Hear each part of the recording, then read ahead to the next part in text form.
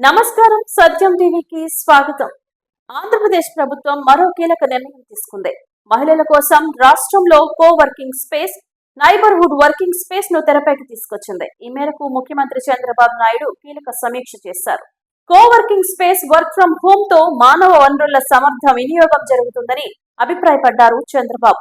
గ్రామాల్లో, చిన్న పట్టణాల్లో ఉన్న వారికి ట్రైనింగ్ ఇచ్చి అవకాశాలు కల్పించాలని, అలాంటి వారి కోసం వర్కింగ్ స్పేస్ క్రియేట్ చేయాలి అన్నారు. రాష్ట్రంలో చదువుకున్న మహిళలు గృహిణులుగా మిగిలిపోకూడదని, వారికి అవకాశాలు కల్పించాలని అభిప్రాయాన్ని వ్యక్తం చేశారు.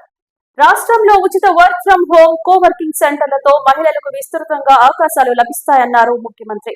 మహిళలను ఇంటి పనికి పరిమితం చేయడం సరికాదని, ఇప్పటికీ చదువుకున్న మహిళలు ఇళ్లలో ఉంటున్నారని, వారికి వర్క్ ఫ్రం హోమ్ అందుబాటులోకి తెస్తే ఆన్ సైడ్ విధానంలో పనిచేసి ఉపాధి పొందుతారని అభిప్రాయపడ్డారు.